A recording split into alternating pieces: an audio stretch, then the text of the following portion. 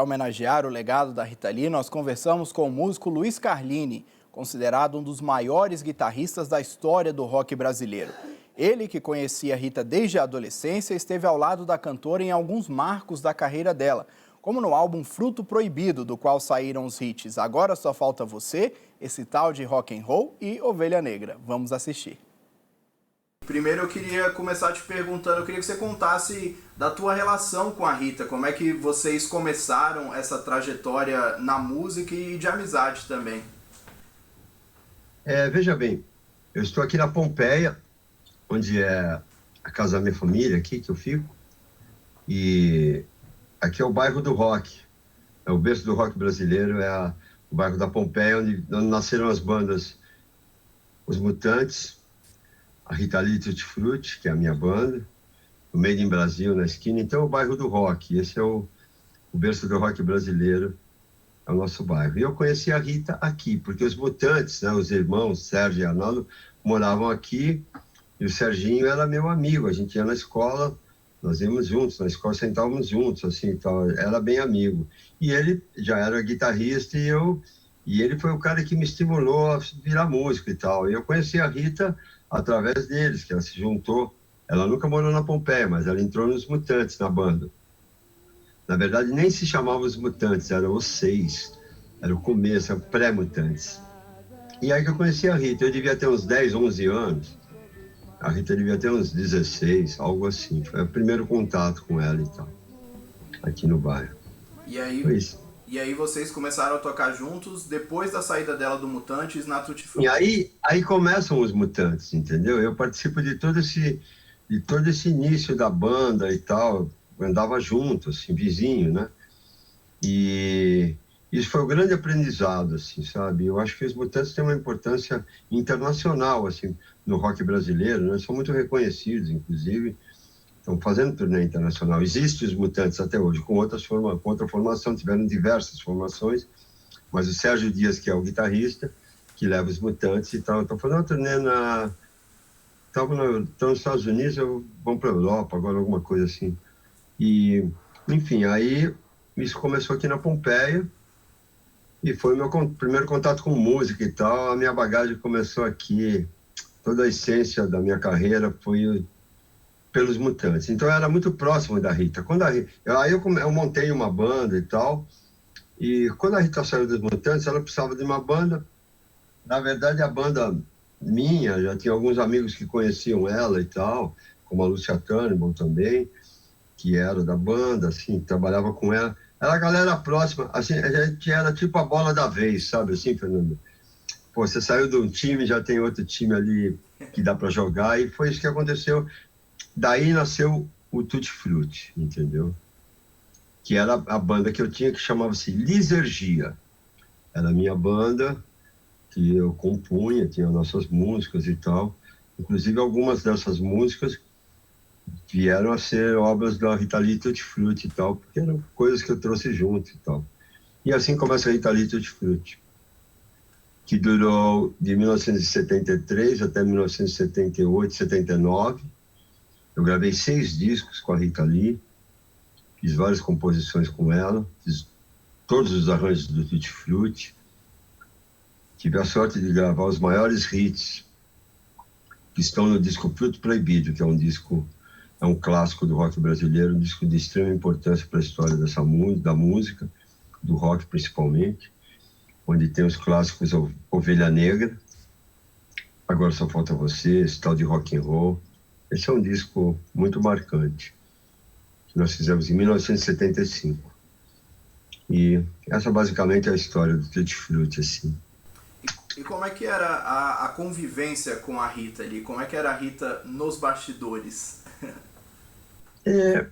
O Tutti Frutti, Rita Lee Tutti Frutti, ele deu certo, porque a gente vivia muito junto, frequentava a casa da Rita, a gente ensaiava todos os dias, íamos lá para Vila Alpina, que era um lugar onde nós tínhamos um estúdio, alguma coisa assim, onde guardava o nosso equipamento.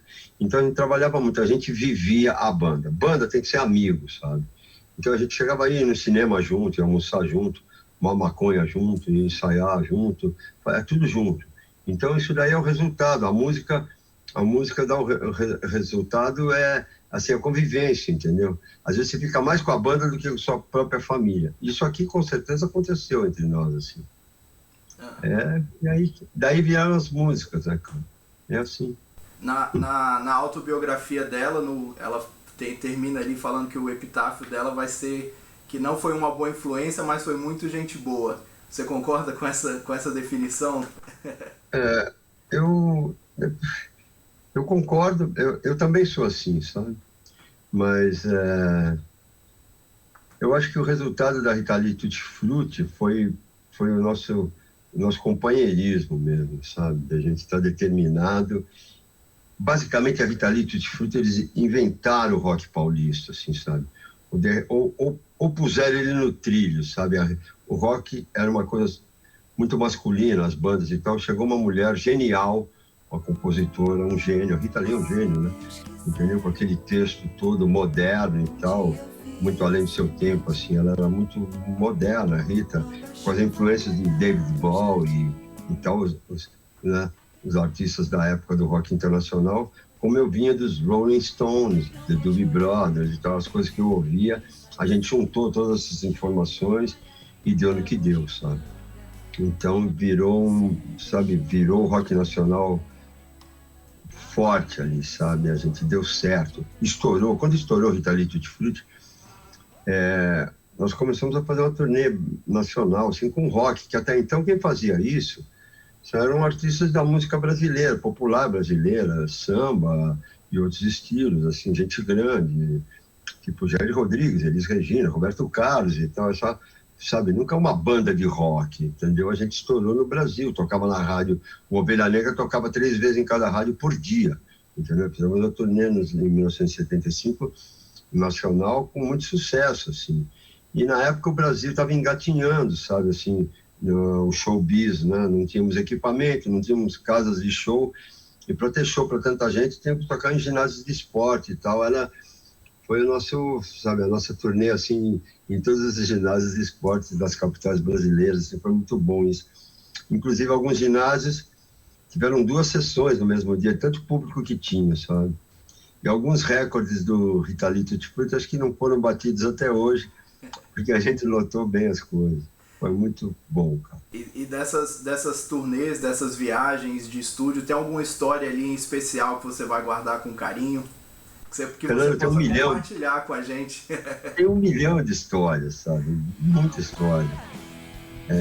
Nada em especial aqui que eu saiba contar agora, assim, mas assim, era o auge da ditadura, de 1975, entendeu?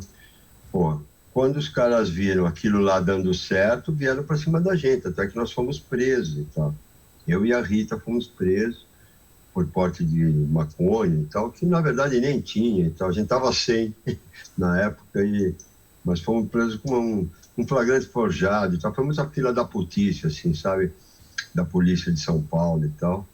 E, enfim, a gente teve que pagar por isso, ela principalmente por ser tão famosa e tal.